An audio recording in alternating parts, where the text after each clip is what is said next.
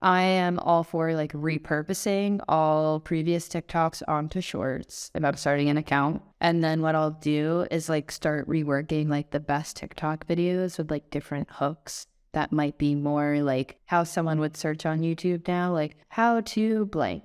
All my captions are like very SEO. All my hooks are very SEO. Like it's how to make blank, how to do blah, blah, blah. So, all right, I'm going to come at you hot with a really difficult first question. Calories. Sparkling water or regular? Okay, I have Poland Spring right now because that's what we just ordered for sushi. Okay. I'm going to say it depends on the day. Depends on the day. What's your like beverage of choice? Because I always see you have like the best snacks and best beverages. So give me like best beverage and like favorite snack right now. Cream Olipop, cream soda Olipop. Beverage. That's your favorite Olipop. That's my favorite Olipop. Oh, Eli hot take. Yeah, Eli hates me. Eli likes it. I love the strawberry vanilla too. I know he likes that. You know why I kind of hate you? Tier. I think both of those are tier. Why? So, Cody, if you ever, I mean, anyone that follows Dr. Kendall, Brown's? Is it because of Dr. No, if you follow Kendall on social, you'll see her cart, and it's full of a lot of cans of soda, but it's not only Olipop. There are some competitors in there as well. Poppy? Maybe. Pleading the fifth. Okay. I'm pleading the fifth. I will say I had a Poppy last week. Not bad, but not as good. It's not the same. Variety. They say variety is the spice of life. All right. Right. So this is not so what they what about say. Snack? But what's your favorite snack at the moment? oh man. Oh my gosh. I don't even know if it's really a branded snack per se. Honestly, I've just been craving like peanut butter and jelly lately. But I'd actually say a Trader Joe's snack is currently my go-to. It is the Go Bananas, the chocolate covered bananas, the frozen ones. They're so good. So I would say that's my combo. If we're talking still water, Essentia. If we're talking sparkling, usually, honestly, the Trader Joe's cans are pretty good. Some of their flavors are good. Season 3 of Down to Chat is brought to you by Tapcart. I know we chatted about this last season, but there's so many cool brands that have created an app with Tapcart in the last couple of years, and I wanted to highlight one of the ones that I've been looking at. So Chubbies. Chubbies has been around for a minute. They're in the men's fashion space. I think what's interesting about Chubbies is they kicked this off in 2018. At this point, they have 137,000 push subscribers, which is kind of crazy. It's like these people are all getting notifications every time they send something in-app, which is super cool. The return on app spend, which Tapcart calls ROAS, not the ROAS but a different ROAS, is 189x, which is pretty insane. I think the unique thing about Chubbies is that they're looking at this as a unique way to kind of reach this top 10 to 30% of customers with deals, drops, brand news, all that fun stuff. I think when you sprinkle in some app exclusives in your strategy, it's really helpful for retention. So I think it's a fun thing to check out. If you're looking to learn more about Tapcart, you can check out tapcart.com/down to chat, and you'll get your first 2 months free. One of our listeners actually called Caden Lane. Brian from Caden Lane launched with Tapcart a couple of weeks ago and just showed me his app on Twitter the other day, and I was blown away. It's pretty insane how quick they've built it, but also how thorough and amazing it is. So definitely check out Tapcart, and thanks for listening. All right, now that we got the hard question out of the way, ready to get into it? And then Excited to learn from you. Like Eli said, we're kind of sick of talking about retention and email and Facebook ads for an episode, so figured we bring on a social and influencer expert. So I know one thing we were chatting about right before the show was influencer, and then just some of kind of the misconceptions that you're seeing with like brands that you're talking to. What are you seeing? I'm no influencer expert, but I always like learning as much as I can. Like, what are some of the misconceptions that you're seeing, and I guess get into like how you think brands should be approaching influencer right now? I think number one, I think it's just still like the misconception even around like the lowest lift options to work with creators. I think everyone's like, we got to pay for the placement, got to throw a budget at it. Okay, so that only breeds like really inauthentic, like one-off partnerships unless they're thinking more long-term. Like for instance, I was talking with Alex from Zesty like the other day, and we were just like, how do we handle seating, right? And how do we like think about this as a whole? my number one question to like any brand when I start on an influencer scope where I'm like running it all, like from getting it into their hands, sourcing everything, is how much product can you give me? I think that's where it starts, is like brands come to me or anyone who does this and they're like, we want to be everywhere. You can only be everywhere if you give someone everything that they need. So if you're coming to me and That's they're like, fair. we can only see like 10 packages a month, I can't get you everywhere. I could get you in cool hands, but you won't be everywhere.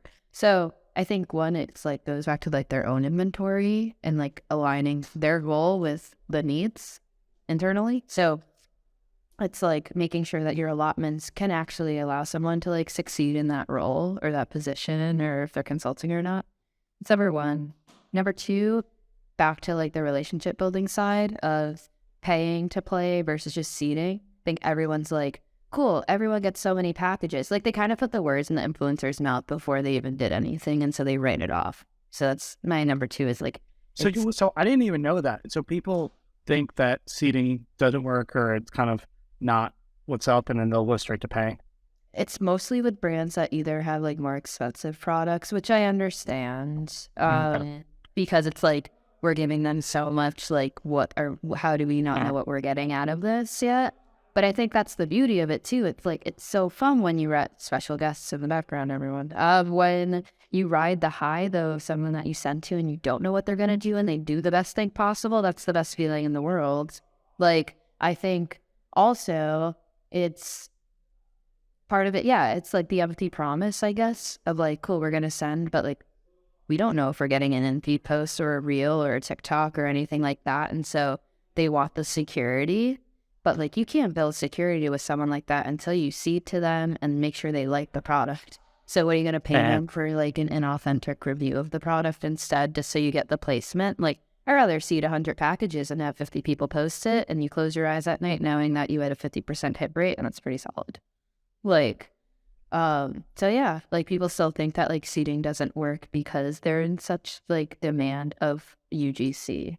But I think then that also bridges to like EGC is a thing. Like having employees generate content to make it UGC is a thing that you can still do. Like there's other levers to pull versus just saying like influencers the problem for this, or like we need to do this. Like there's other levers that you can pull to make sure you still get what you need on the content side. So do you think we'll ever move beyond calling it UGC? Because it's like, it's so far from user-generated content at this point. Like, yeah. I know there's EGC. I mean, for us, we use a lot of UGC, but none of it is by a customer. I mean, maybe some of them start as customers, but they're really all creators. And yeah, it's pretty much all paid. Some of it is not, but most of the content is, money is changing hands for it. Yeah, I do think that it's going to change, or like some new terminology is going to kind of come into the mix across like how we kind of spoke before too. Like, yeah, like user generated, like true UGC, like this is just like full blown customer who just happens to be really creatively inclined and knows how to make a really good video. It's like perfection versus the EGC side and like any internal dev. Kendall, I have an idea for what we can call it. What is it? Content. Just content. There you go. This is not a bad idea. Yeah. This is one of Cody's better ideas. Drop the mic. Exactly. Wait, Kendall. Drop the user generated. It's just cooler. Which brands are doing EGC, employee generated content? Which brands are doing that really well? I would say, oh damn. It's probably more of like a TikTok thing, right? Yeah, it's more TikTok focused. Yeah, that's what I was about to say. Like, when I think about brands on Instagram, nothing really comes across to me as much. Because obviously they don't like highlight it that it's them. But when I think about it, it's definitely more TikTok focused, right? Like it's like the behind the scenes. It's like dough, like in the factory. Mm-hmm. It's like capturing. We have a full-time content creator, like videographer and editor, and a lot of our ASMR and product type stuff. It's all done there. We're like building an internal studio, but it's all shot there because it's like you end up spending so much time, but also money, like getting this content. Like at a certain point, it almost makes sense to just have a full-time person doing it. Do you see that at all? Do you see any brands that you work with have like a full-time creator? it's becoming the norm. So like example, like MEA now has like a full-time TikTok person. She's awesome. Her name's Emily. I talked to her last week. And yeah, I think that's something that's like a huge lever that people should be pulling more. And I'm trying to get people to like go down that rabbit hole of like, this is an investment you're going to keep making year over year. And like, you could just save yourself a lot of money. Number one, and like have someone who you know is there for like the long haul. And you don't need to like rely on 15 different people to do what like one video. So I know Emmy did. And like, yeah, a lot of brands are like working to hire these creators. They're killing me in the background. Yeah. Love you, Nick. But anyway, sorry. So I would say that, and then also with the idea of like secrets here, but like this is something that Graza wants to do too. Like I was like, hey, like we need a creator, right? Because like we work a lot with creators in general, but I'm like, we want to do all these recipes, we want to do all these cool videos, but we can't, because like we can't rely on like different people to assume that we know how we want it filmed, and that's too much to ask, and those scopes creep up so fast, versus just like, hey Johnny, like, can you make this video for us? Like, easy peasy. And my final point, I totally, it's so much easier having them. Yeah. And they already know your style and how you like things cut or shot. Yeah. And then my final point to that too is like, I think finding a way to like have the UGC, EGC moment of like, if have a food or bev product, it's like, why don't you have like a little party with it? Have a cocktail party, pour drinks, have someone shooting content the whole time. Like, create it yourself so that, like, when you launch, especially too, you already have it. Like, I think that's the thing. Yeah, it's always just like, we need more UGC, we need proof, and then it's like becomes this everyone run to the finish line in like a week and like see what you get, and like hope for the best. So brands that don't have internal creators, like let's say Graza now, and probably the majority of the brand, and I know that I see you tweet about this a lot. I think most people in social do. It's how like social people are expected to kind of do everything from shoot and edit and produce and everything. Like, what's kind of, I guess, like the workflow like for a brand that doesn't have a creator? Is social shooting any of the stuff? Are you working with, freelancers? Or you're working with, again, influencers for content? Like, is it a mixed bag? Like, just what's that look like? Yeah, I would say for like it's taken a lot of work to get it to a system that is functional and doesn't break a lot because you're relying on so many other people. So yeah, the usual workflow, an example would be like, how does Graza go from start to finish of a recipe video, for example? It's like, obviously we have all our main marketing goals for the month and what we know we want to talk about from a recipe perspective and food perspective. For example, like, we're focusing on like Italian food in March. And I'll have a brainstorm. What recipes do we want? Okay, done. And then my goal is like, who do I know in my network or the Graza network of who we've seeded it to, who would be like the perfect fit for these recipes that we want to make? I reach out to them. Hey, here's the scope I want, which checks us off with like, a video. So we have short form content that we always need. We have a hero image so that we always have everything that we need for email or blog. And then like the recipe for the blog. And then so that we could turn it on social too and like get everything that you need. And then basically take that, distribute it once it's in, and like call it a day. And you put them up against a deadline based on our editorial calendar and on payout. And that's it. Like, but that's, there's not a whole lot that we do there. Like, the budget's like pretty low because like we don't need that much, but that's usually like the flow for something, whether it's a skincare product or not too. It's like, I'm always briefing them to get what we want and we know what works because like I'll look at the data like I did yesterday at the end of the month, being like, hey, when we do this type of video with like this type of folk from the creator, this is outperforming, we need more of this, or like, hey, we should simplify what we're having them do because we're realizing like these really simple videos are outperforming the more like elevated type of dishes per se. Yeah, so that's like the usual workflow. I just control the briefing. Yeah, that makes sense. And it's very similar to what we do for social. It's yeah, crazy though how much content you need though. Yeah, and I think that's the thing too, where outside of the video briefs, otherwise it's just usually me and a designer on the team, and then any of the photo video assets that like a brand keeps shooting internally. But yeah, I mean, for the amount of content that you need from a social standpoint, especially to like vary it by platform, I think at the same time though, there's a lot of brands who also are still able to work with what they got and make it work per platform, even if we know like TikTok to Reels or TikTok to Shorts is like a different format per se. Like, how can you still have fun with it and like make the hook work for the platform versus like literally filming a whole completely different video and like wasting more energy when like you could just be getting ahead on like the strategic side and like how to keep getting that content, but like rework everything that you currently have in the system. Kendall, yeah. It's so interesting hearing like, I see what we do at Jones and it's like a massive operation, and then I think people think that Graza is like a 40-person team when in reality it's really not. I think it would probably be really helpful to start the other way and talk about like if somebody's starting a business tomorrow, they're a solo entrepreneur, they want to do this, like what's the leanest, easiest, meanest way to do this without a huge team and without spending a ton of money? Like you need content, you need the stuff, you need the seating. Like if somebody wants to do this tomorrow, they have a $2,000 budget. Can you do anything with that? Or a $400 budget? Like what do you do when you have not much? So contexting for anyone listening to this, the way that I've always operated is that I have $0 when I start. And like for as long as possible, like I always go in with like, I'm someone who will always underspend budget because I'm pretty good at negotiating. I won't lie, but yeah, like I remember the first friend client I ever started on, there was literally they were like, you have $0. Like just see it. We have product, but we can't pay for anything. So like shot in the dark, like just keep seeding it out. And it worked, So that's how I've always taken that, because that's what I started with, was like, I will always have $0, but I will always have product.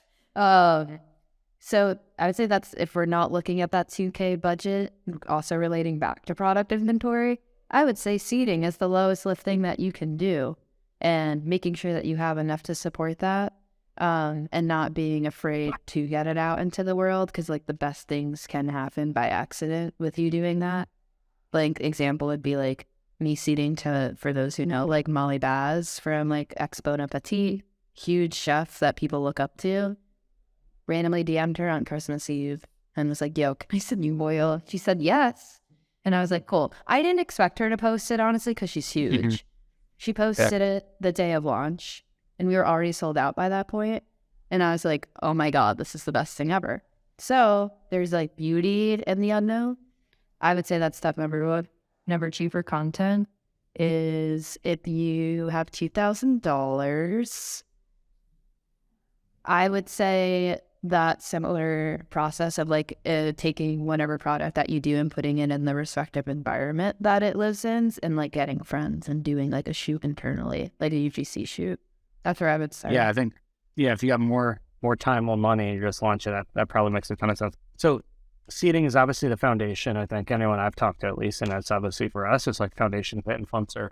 But once you start building a relationship and somebody's liking the product, are you continuing to like, what do you do from there? What can somebody, if they get a partner who, is loving products, like obviously most people know the Hex Clan story. So like, Gordon Ramsay just naturally followed them and now he's an investor in the face. Like, did you do anything with Molly Baz that you're allowed to share, like to amplify that partnership? Like I see Graza still in the back of some of her videos.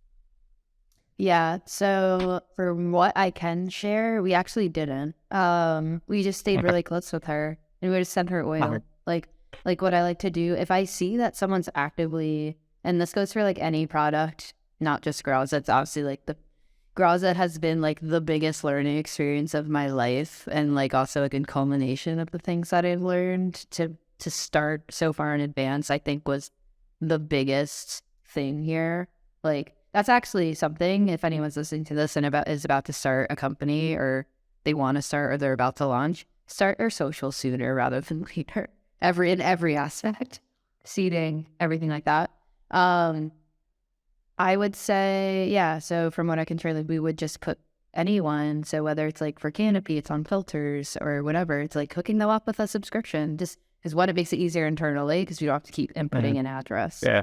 and making sure they stay stocked with what they love. So yeah, that's like the extent of like usually how that goes, but like with It's maybe pretty smaller. simple. Just make sure they're stocked all the time. Yeah, because they keep using it, right? And I think also there's this whole notion that I might bring up based on one of the questions, but I'm also like such an advocate of products similar to Jones too, for in a different niche, is like these, like, how I describe it, vehicular products, like the products that can like be used multiple times in different formats, in my opinion, to get the most UGC output, because they allow you to have like so many different experiences or be used for different things in your life. Like olive oil, cook it, people are putting it in their drinks, people use it for skincare, they use it every day because they have enough servings of it. Jones Road, they use it every day. They're going out, they're just getting ready for work, like they want to show it off. You think like pancake mix companies too, right? Like there are accounts that just make pancakes. That's it. They use the same mix. They might use Birch Benders. They might be sponsored by Kodiak Cakes, but they can come up with 150 different pancake recipes. Or like these that's why, like, to me, like beverage is really hard. You're seeding someone a 6-pack or a 12-pack. And like, if they drink it all by accident and they forgot to post it, that like blows. Yeah, there's only so many things you can do or say about it. Yeah. No, I love that. I love that. So, I mean, I think that's super actionable and obviously really, really easy. When it comes to then kind of next step, right? Like a lot of people would be like, okay, let's pay this. Do you recommend it across other brands? Like, let's say you are seeding and building a relationship. Is there value in actually, paying people to post a reel or whatever platform it is? It's a good question. It's a heated question. Okay, so I have 2 takes. Also, I have to include the context of my food account here before I talk about paying creators, because I have a creator background, so I had been the creator who's gotten paid before, which I like to think is also an edge because it helps me level head with creators. So I am like always in their shoes. So I also have the pulse on like what like usual fee should be for like the scopes that I'm asking for, and also like where I can like give and take on scope asks effectively to still get what the brand also needs, and it just works out really well. I am for paying creators, but I think a no-brainer, but it obviously depends on what you're paying them for. I think like this, the one-offs is like, we just need like a big hit. So like, we just need someone big to post, like pay them like whatever they ask, like go for it, is never going to work. That's why if I pay anyone for anything, it's because they're already really warm. Like they've been using the product. Yeah. They keep posting it organically. It makes sense to pay bonus points if you have like an ambassador or affiliate set up with them and you know that they're already bringing in traffic. Of course, I'm probably going to pay you if you're able to already prove that you're bringing in like $25,000 in sales, and I might pay you if you asked me for $2,500. Like, yeah, that makes sense to me. So I think it has a time and a place with like where you want to build it in. I think not a lot of brands these days are paying up front, but I think because they feel like it's so congested of a space, that's where they need to go. I would really say like if you're still just starting out, I would be paying creators to create the internal content for you. Yeah, so you see more value in paying content creators rather than paying people for their earned media. Or their reach, yeah. So like, That's or you can also like argue the side of like, something I do with some scopes openly is like, I like to ask for like obviously the content on the brand side, but hey, it's like if I do want your reach, like let's do a collaborative post then, because then I get that was going to be reach. one of my questions. So Yes. something that we're kind of testing, like, so just for context, we pay more money out per month to creators, like a lot of our social content, right? Like it's paid up, so we do a lot in house as well, but there's more of that. But I would say some of the people that we work with don't have an audience; they're just purely creator that we're doing for content. But I would say there's a good amount of them who they do have an audience and they have a significant following, so they're influencer and creator. And so we're about to start kind of like going to them, or we have started going to them, but we're about to start testing, some collab posts because I've seen obviously a lot of brands do them. Are you finding more reach on that type of stuff, or reaching a different audience? Yeah. Oh yeah. Hard call on reach on a different audience. I wish there was a better attribution point for them, but I'm sure that will come over time. or it's just like not a strong. I guess it's like the only really way to see is like if your backend analytics skew, but you would have to do so many collaborative posts with them consistently and like remove any of the optional ones. So I personally see like a really good response. Nice. Like 99% of the time, I think there's somewhere it's like this is gonna do really well, and then it doesn't do as well. It doesn't not do well, but you're just like, okay, wait, that should have, like, if they have 250,000 followers, like, should have done well, and like we know their average baseline. I've had a few flops, but like I don't write off the person because there's so many factors. It could have been like maybe the hook wasn't strong enough, and like how can you refine that or work on that, or like maybe an example recipe was like too detailed and like maybe too hard for like the normal person, and so they were turned off by it. But yeah, other than that, like that's how I would build it in so that like I could still get the reach versus being like, we'll post it and you post it separately. I'm like, I'll just make your life so much easier. I'll send you the request. Because what I've seen too, fun fact, if you have some creators, if you want them to upload it and invite you as the collaborator, the fee goes up. Interesting. Okay, yeah, I think we're flipping it. Yeah. No, I think now that I realized it, we actually had like one of our first ones go up today. But so excited to see how that does. But yeah, I do. We post everything, and then obviously, give them the request. Okay, cool. Yeah, and I mean that's what I thought. It made sense. I just was cool to hear. And then question for you. So obviously it's a kind of hot topic, but Reels, TikToks, YouTube Shorts. I want your take on it. I guess let's start with TikTok. Like, where do you think TikTok is currently at? What's your opinion on TikTok? How much should a brand, has it peaked? How much should a brand be investing in TikTok versus other platforms right now? I was thinking about this a lot last week because I think maybe I'm just speaking for myself out here. So if anyone is listening to this and they've seen the same, please like message me or something. There's definitely a dip. That's for sure. I'm seeing that firsthand.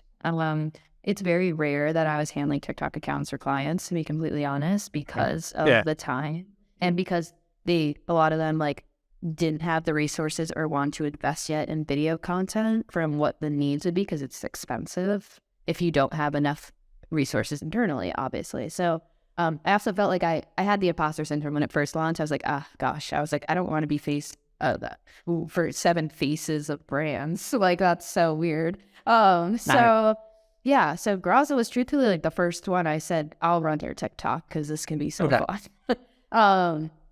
And we've had some videos do extremely well. But at the same time, over the last few weeks, I think like I can't say it peaked, but I can say I would say right now it's like an iffy, like, is this, like I'm not against pulling on the cadence, if you know what I mean, pulling it back. Okay. Yeah, it seems like views are really down, and I look at really down. Ours, I look at Bobby's, and then I look at a lot of like creators, like not even in GC, but like Andrew Schultz or something like that, like comedians and like other people like that, and like it seems like they're posting way less, but also I'll go and look at Reels, and again I know these are people with large followings, but like they're getting so many more views on Reels than they are in their TikToks, and that's the thing. It's like, I think there's still like levers to pull on TikTok too, with like testing to see like how you can make the original video perform better. Like, example, I love reply videos. Almost, in my opinion, crush. Oh yeah. So like for me, I'm like, okay, cool. If like I already know that all the reply videos I've ever done have worked extremely well, why don't I just like make a huge ass series of reply videos and we break down the website of the brand that we're working on? And like, example of EGC is, hey, everyone on the team, insert blank, can you please go comment on the videos with these questions? So that we spent 6 figures on an ad one time, and it literally, the question was for me. See? Influencer. But that's the thing. That's like, if we know that reply videos are a really good lever to pull to like help views get back up, then like, I'm going to make a series of reply videos. Like, I'm going to do it literally from scratch with all the questions and make sure that like it hits on like the frequently asked questions too that we already get from customers, and then bring that also over to Reels because like still applies and it makes it easier because it's already there. So I'm like, iffy. I'm very much like, it's definitely harder right now. I also feel like Should trends brands have... be in? Should brands be investing as much in it? Like, if I'm a brand, I'm trying to figure out, how I'm going to allocate dollars. Should a brand? Because I feel like the reason I'm asking, I feel like a year ago, Yeah. everybody was, if you're not making TikToks, you're not doing anything. Like, you have to be making TikToks. You have to be focused on that. It can change your business. I think it's still worth investing in, just not on the same level from a year ago. Like, I still don't think it hurts to like get 3 videos up a week. I think like all the hoo-ha of like, you got to be uploading all the gurus, like 3 times a day, 15 times a week, like whatever. Case in point, any social platform, if a brand cannot sustain that or anything like that, you will never sustain it. If you can't sustain 4 posts a week on any platform, that's not your number then for right now. You can sustain 3, or rather a brand do 3 posts a week for 6 months versus trying to be like, we need 7 posts, and you last like 2 months. And then it's like dead game of content. You're like, great. Down to Chat is brought to you by Postscript. In my opinion, Postscript is the SMS platform built for Shopify brands. To be totally transparent, we just switched at Jones Road to Postscript, and it is the best decision we've ever made. We were on a competitor before, and they started tacking on all types of fees. The platform was not being improved at all. It was just getting really expensive, and the service we were getting was just nothing compared to what we've received from Postscript since being with them. The product with Postscript is just hands down the best that I've ever used. To me, it has the best integrations for Shopify stores of all sizes. It's got the best feature set. The segmentation is the easiest and most powerful. The pop-ups are great. But really the thing that I love is I've never experienced such great service from a software provider. The only time I heard from our previous provider was around contract renewal time. But with Postscript, they've gone out of their way above and beyond to make our program uber successful. And it's really evident that they care about us getting as much value out of our program as possible. So in my opinion, with Postscript, you get the best product on the market, you get it at the best price, and you get it with the best service. There's a reason why the fastest growing Shopify brands like Dr. Squatch, Native, Olipop, Feastables, and now Jones Road Beauty are all using Postscript for their SMS program. Sign up for Postscript today to take your SMS program to new heights. What's your take on this? I personally don't feel like Instagram's getting enough credit for what they've done to Reels. I actually think they've done a great job. And I think what's funny, this is my interpretation, is that when Adam, the head of Instagram, came out, was like, oh, we're essentially going to turn into TikTok. And everyone was like, fuck that, we hate it. And so he was like, okay, we're not going to do that, we hear you. But I still feel like they went ahead and did it. Like, they did way more suggested posts, way more video. What's your take on Reels right now? So have you guys seen, I'm going to hit you back with a question first, have you seen a dip in your Reels lately or no? Recently, yes. Yes, okay. Recently. So, I was going to ask you about that. You have, I'm assuming? Why do you think? Because of his announcement being like, I really want to beat this man one day, I swear to God. Like, I just want to be like, Atom, like, what are we doing here, man? Like, first, it's like, okay, we want to be like TikTok, cool. Like, it worked, nice, it's fun. But now you're like, okay, just kidding. Like, we are a photo platform at the end of the day. Like, we should probably go back to our roots. And now you have all these brands and all of these creators who, one, have gained a lot of what they have because of you through the video side. And then two, the brand side, it's like all this money that we've all spent to make sure that we were doing this. And now everyone who's spent budgets for the last like X amount of months for like 6 months now of content that we don't know is going to get seen as much anymore. Like, why do you think they did it? Why didn't they went back to photo? I don't know. I was thinking about this. Yeah, I have an opinion. So backwards to me though, because if you think about it, like what I found really interesting is that when all the more carousel trends started on TikTok, like those yeah, exactly. It was it's like ass backwards. It's literally all the carousel posts are working on TikTok, and then they're like, okay, dope, that's working. And then it was like video working for Instagram. And now like they're trying to go back to their roots. And I'm just like, what's happening? I mean, I won't lie. I had like 3 videos do extremely well. I got bored during Christmas break. And I was like, I'm going to make TikToks and try and revive myself. And I made carousel TikToks. I'm like, one got like 53K, one got like 22,000. And I'm like, this is so easy. I could be a TikToker.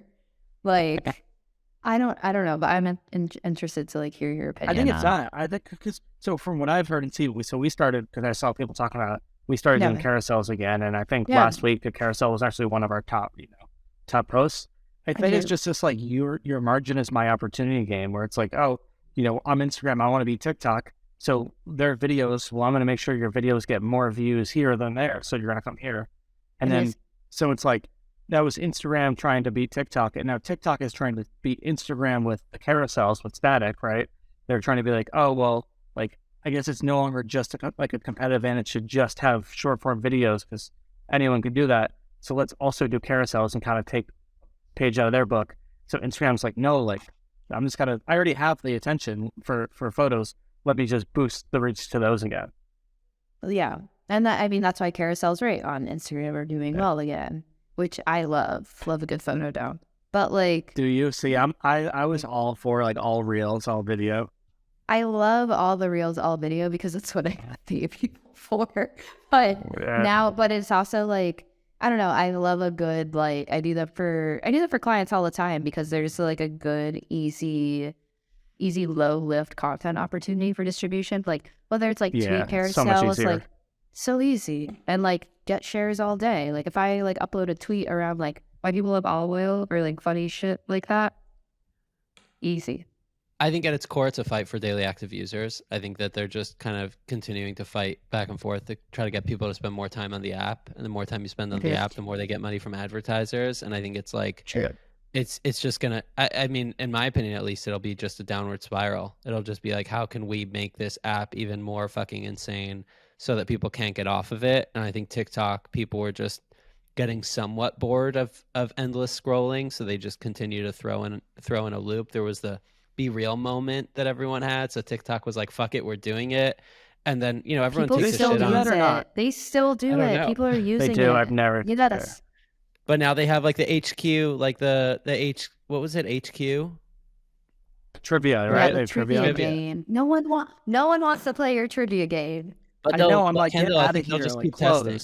Like they'll just keep testing and testing and testing and being really annoying about it. ABC, always be testing. So, and what about shorts? I mean, I totally agree with you, Eli. Yeah, but totally.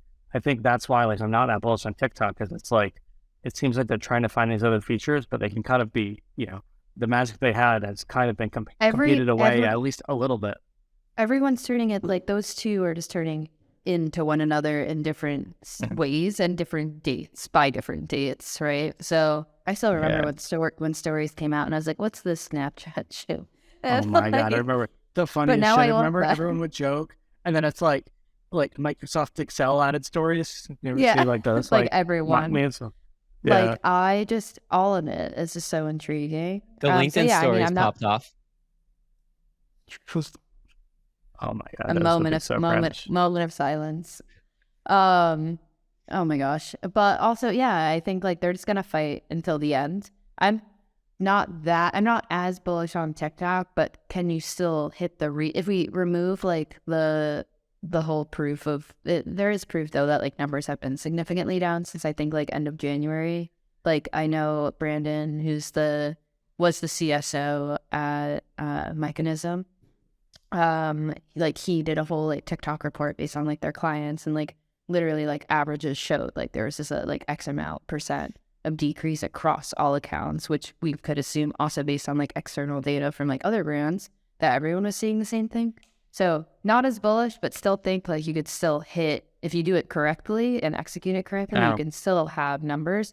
But my final point for TikTok is also like you don't always also have to like rely on your own account. Like you should be seeding products so that you get the reach of other accounts through the creators and like that's big. Anytime we get a big creator to post, our views are way up. So like obvious, but that's the connection for me. And it's same, especially with beverage, since there's only so much that you can do there. It's like I would want to treat anything on our side like in the fun entertaining side, but also like education, like encyclopedia around that product, especially if it's alcohol, 'cause like alcohol on TikTok is like the hardest thing.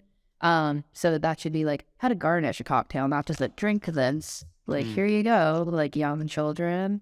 Yeah, it's gonna be fun and educational on TikTok. It Yeah, can't just be correct. here's my But product. exactly. And then with shorts, shorts. I started What's your take? June of last year. Originally, my take was like, what is this? Why? Why are you doing this to us? And then I posted one and I was like, okay, I'll bite. And at that time, I think it wasn't just Glossier, but that's like the only brand that a lot of people kept referring to, being like Glossier's on YouTube Shorts, like whatever. But to me, they were selling so much. Like in their proposition of using shorts, it was just like too salesy. Yeah. And I think they're good for extra reach, attribution. No. So knowing if it's helping anything, not really. Are you like, what kind of reach are you seeing there? I've had some videos. I would say Graza is like the only account. It was the first account that I launched them for. The highest video is at 700,000 views, and when I put it on TikTok, it only got 23,000. So that was gonna be one of my questions. So, do you find like same content? Like, what should brands take away from that? Same content work across each? Should you test it? Same one, or do you have to go into each of the three with a very different strategy? Similar to you paid folk out there, I love making variants. So I'm all for like testing the same piece of content 3 times on like more so I'd rather do it on TikTok and YouTube Shorts. Since like Instagram's usually like the most public for like a view perspective. So to test the most, I'll do TikTok and YouTube Shorts. So I am all for like repurposing all previous TikToks onto Shorts to start if I'm starting an account. And then what I'll do is like start reworking like the best TikTok videos with like different hooks that might be more like how someone would search on YouTube now, like how to blank, blah, blah, blah. Like very like SEO more of like an focused. SEO with their hooks? That like all my captions are like very SEO. All my hooks are very SEO. Like it's how to make blank, how to do blah, blah, blah. But also some of like the entertaining, like weird videos do extremely well on Shorts because they just get like the virality factor of like people being like, WTF, what is this? Or like, oh my God, that's so cool. So now that's that nugget of the SEO, like taking the same content, putting an SEO hook on it, that's gold. Oh yeah, like that's usually if you go on the Graza account, like I've used the same video like 4 times, but the one that popped off was 700,000. I changed the hook for and made it like a relatable like POV type of vibe. Actually, shout out to Alex again because if you go on the Zesty Z account, like they're doing this series that I love.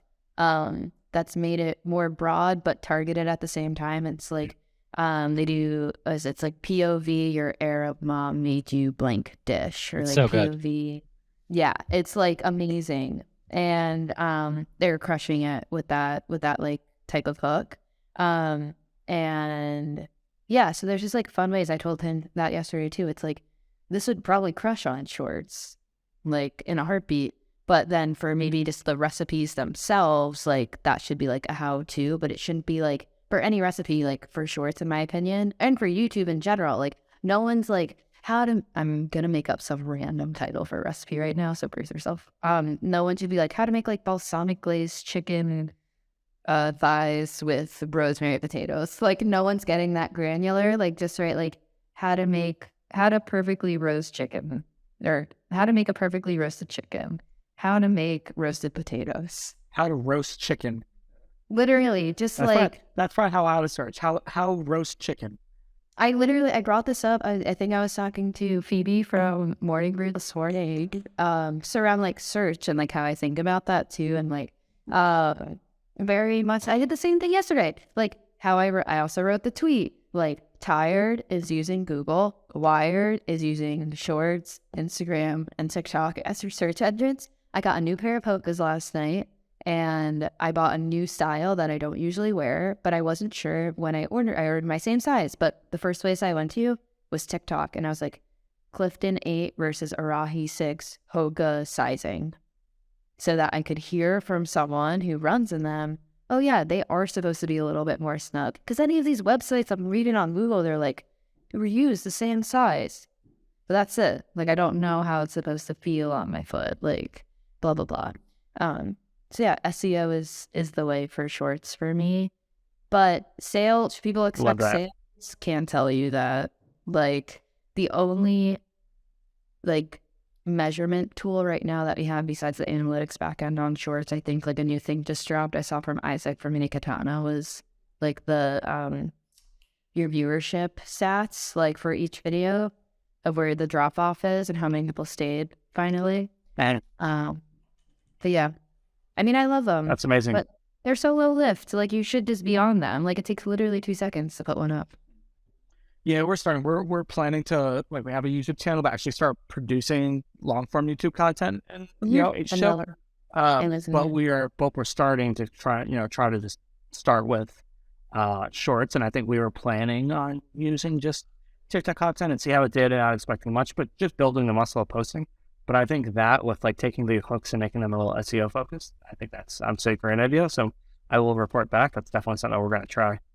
Perfect. There you go. You know what? I love talking to people that are, or listening to people that are, like, good at social. Because, like, I was listening to a podcast with Isaac the other day, and, like, he's talking about, like, it's like, 80% of the video is the hook, right? Like, that's what all of us ad people talk about. But I think people just have this idea that, like, organic social and paid social are just, like, so different. And obviously there are differences, but there's way more that they have in common that people realize. So that's a great point of, I think so many people are like, oh, this is only organic usage. My thing, at least for me, I'm so obviously biased in how it works, but, like, my goal, given resources, is, like, if I'm creating a piece of content, everyone should be able to use it. So whether that's, like, I'm making some type of infographic. Canopy, for example, is a great example of this. Like, I can produce a really cool illustrative graphic with my designer being like 5 reasons you should use a humidifier, blah, blah, blah. That's super top of funnel. Boost that on the back end. Sweet. Retargeting. And then, like, run it through, make it an email, break it down. Maybe it's an SMS with the graphic. Sweet. Make it an ad. Do whatever you want. And then we could make a video just breaking down the same infographic into 5 reasons you should use a humidifier, short form piece of content. Boom, boom. Just repurpose it. Yeah, no, I totally agree. We'll use the same. Again, there are definitely subtle and not so subtle differences, but for the majority of the time, especially if you're using B-roll or product stuff or whatever, like, you can reuse so much and try to be more efficient with it.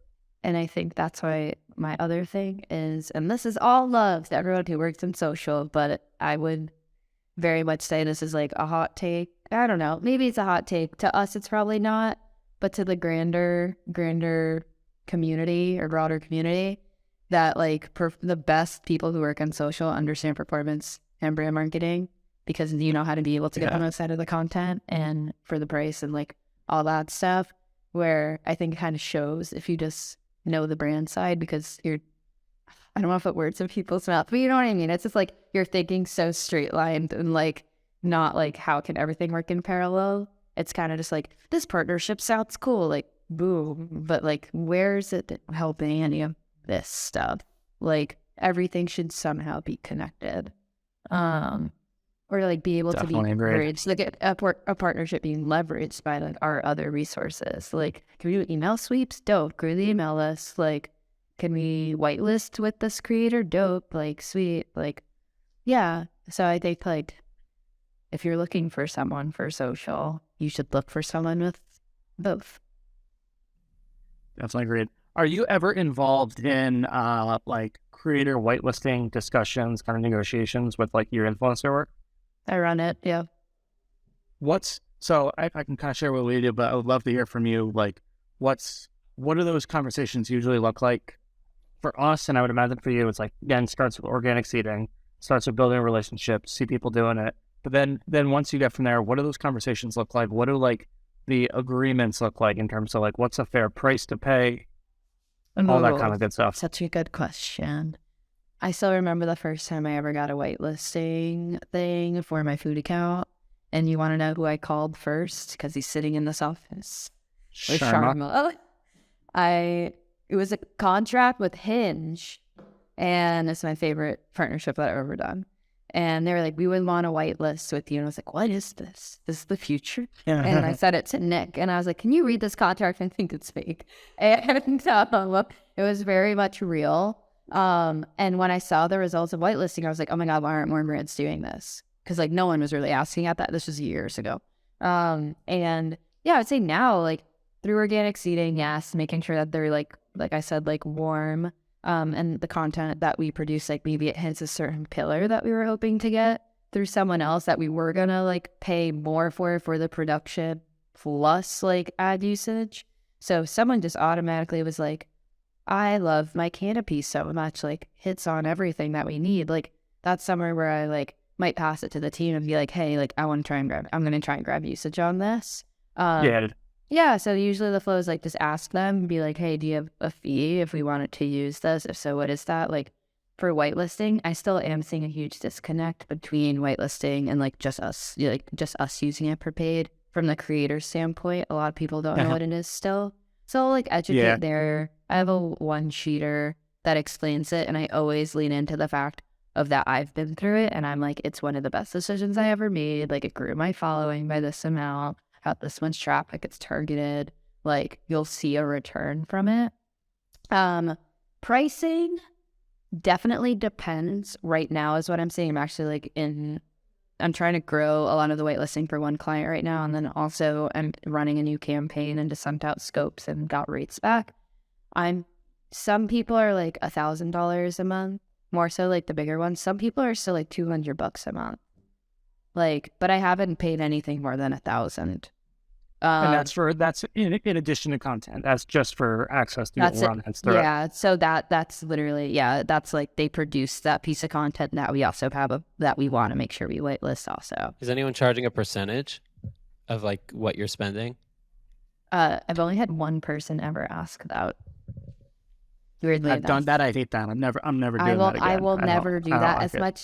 As much as I love the creator community, I won't do that. Yeah. It's too much. I don't like it. It's a pain in the ass. If you're spending so much money, like great for them, but like that makes no sense to me. Like, I mean, I admire anyone who asks though. But yeah, like I rather just pay the flat fee and like if I can too, like get a 90-day. If like their price is more expensive, I'll be like, cool, then like give it to us for 3 months and like cut down on the price. Like, so when you say 1,000, that's in addition to the content, right? So some cases it's the actual fee for just whitelisting plus the content or content separately, sorry. But yeah, I mean like right now what I'm seeing, I'm trying to think off my head, like $500 a month just for whitelisting. And like they want to charge like for a real, like maybe it's like 1,000. But I'm really, like I said, I'm really good at negotiating. So usually I'm very blunt with the numbers that I have to work with. Like when I started on like any and they were like, okay, you have this amount of budget for social, cool. I just go with the same lowest number I was going my entire time that I was still doing it. But there's also ways, right? Like we could still include like, hey, like if you lower the fee or like to fit inside our budget. Obviously I'm in the band camp of like everyone should get paid for their work, but like at the same time we have to make it work for us. So like, oh, like I can increase your affiliate. Like let's do that. Or like, whatever it is. So yeah, I think there's like work. I haven't thought about that as a negotiation tactic. That's a good one. I don't do it. Hey, that's actually our budget. No, but hey, that's our budget. We can't do that. But what I can do is increase you from 10 to 15%. I'd rather just be so honest with them because like I don't want to waste my time either going back and forth with, especially with agents. And so yeah, like I'll usually do for like some of these bigger campaigns. It's usually, especially if they're like huge creators, like are in the Dear Media podcast network, and like they obviously are dealing with like huge managers like who work at like DBA and whatever, where like the prices are like so inflated. All love though. I'll like be like, okay, cool, like 10 to 15% or even 20 depending on the product. And just run it like that. But I'm so selective. Listen to this. Yeah, now I hear you. It makes sense. I have a story for you. Last week, we were getting some usage rights for social. It was something we already had rights for, but they expired, so we're trying to extend them a little bit. I think it was like 500 or 650 bucks. And the creator had an agent who then had to get the legal team involved for a $500 contract, and they had all these scratch offs. I'm like, I guarantee you're spending more on your legal team fees than we're even paying you for this content. None of it makes sense. Some of the people that you're like, you don't have a manager, have managers, and I'm just like, okay. Anyway, but yeah, I don't know. It's the most intriguing world right now, and I think a lot of that is like, I don't want to say I'm excited because I'm not excited, but I'm intrigued to see the shift of like, knock on wood, of like, however the world goes right now from an economy standpoint, how influencers' rates are going to be affected. I'm seeing like decreases because they rather have a higher volume of work, and then that makes them more accessible to brands if they're severely decreasing their pricing, versus where some are just like going like, I want big packages only. There's a very good amount of that. They'll just kind of, sometimes people will charge low amounts, so people charge, they know what the market is, but then a certain amount of them will just say a number that they just want, and it's sometimes so ridiculous to me. Because then we've been like, oh, sorry, it's under our budget. And they're like, oh, well, what is your budget? Like, I'll make it work. So funny you say that. I'm not going to say who it is, but I've gotten, in the last 3 weeks, I got someone down from, you're going to die, $35,000 for a bigger scope, right? It was like usage, some exclusivity, a reel, whatever. And I like cut the scope down to still just like a real usage and exclusivity, which exclusivity, tags on a lot. And the usage side. And I was like, cool, just give me the one video because we're going to whitelist this anyway. So like the fluff, the stories and stuff I don't need. We can run the reel as a story. I got it down to 4,000. Oh, that's pretty good. I was going to say, we just went from 35K to 14 on somebody, but 4 is really good. That's insane though. Okay, that's a better flex. No, you went from 30 to 14,000? Oh, I thought you said... Yeah, 14,000. Oh my God. $14. 1,400. I don't want any... Oh, 1,400. Oh, no. 14,000. I was like, wait. No. But that's the thing. That was me being honest. That was me being like, this is literally the budget I had. I was like, I literally only had like $10,000. So I was like, hey, like I had already been like, I can only pay ideally like people like $300 to $3,500, and if I want to round up to 12, like 4. But like, I was like, this is all they got. So I was like, people can't be flopping like this because you're ruining like your own like perception of like the content that you wanted to charge originally. So yeah, I don't know. I think rates are just gonna be so interesting to me. But that's why I rather just start whitelisting more. Honestly, if the brand knows it's working and people are creating the content that we want to see, like I'd rather just keep doing that. Yeah, I'm so bad at it, especially with like how much we spend. I just never know what is like fair for whitelisting. I feel like I have a good handle on content, but like it's worth it if you're spending, 5 to 6 figures like a month on something. Like it's very worth it if it performs better. Yeah, I mean, like I would say like a good ballpark, at least to me, is like we know we're gonna make our money back on them more or less. Yeah, so it's like I would say anywhere from like $250 to $700 is pretty fair. Yeah, depending on I like think the most of the creator. We have one person we're paying $2K a month for, but they're like a pretty big creator and they just happen to convert and sell really well. So we're of these smaller creators. Yeah, we're of these smaller creators, and also because like not saying. It's always hard talking about creators because I don't want to sound like I'm trying to take advantage of creators at the same time, and I know no one thinks that. But anyway, just the idea of like a lot of these smaller creators like want to get their foot in the door, so it's like if they're creating and a lot of them are really good, so it's like of course I'm going to ask them to whitelist, but that's where it's like they rather have the traffic than charge for us for that. They rather have more followers than charge us. So that's probably where there's like more ease, but all respect to the creator community. I hear you. This has been awesome. Eli, do you have any other questions? No questions. Just want to make sure you have an opportunity to plug your flexible foodie account and the rest of your accounts and all the fun stuff. How much do you charge for whitelisting if anybody wants to whitelist through you? Oh my God, I don't even know anymore. I haven't really posted on my account. I think I've posted 4 times in the last 2 years, so probably like $1. So getting those rand deals to be but yeah, you can follow me on Instagram if you like good food and working out brands and stuff like that. It's at the Flexible Foodie, or my personal is at Kendall Mary. Twitter, I like tweeting things about social, is at Flexible Foodie because I can't get it switched to my name. And yeah, that's where I'm at pretty much. And then if anyone wants to learn more about social in general, has any questions, you can put an inquiry through my website at kendalldickieson.com. Namaste. Awesome. Well, yeah, thank you so much for having on. This was a ton of fun. This is great. I love this. Thanks for having me.